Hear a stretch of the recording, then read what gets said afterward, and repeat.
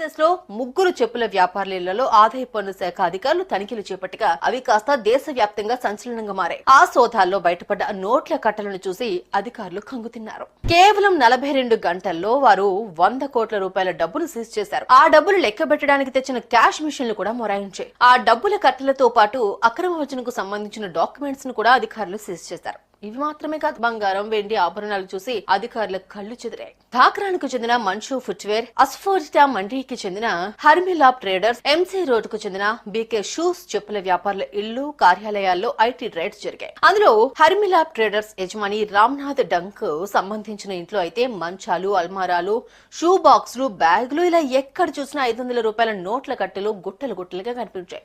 ఎక్కడా దొరకలేదు అన్నట్లుగా ఆఖరికి వాషింగ్ మిషన్ లోనే డబ్బుల కట్టలుంచారు.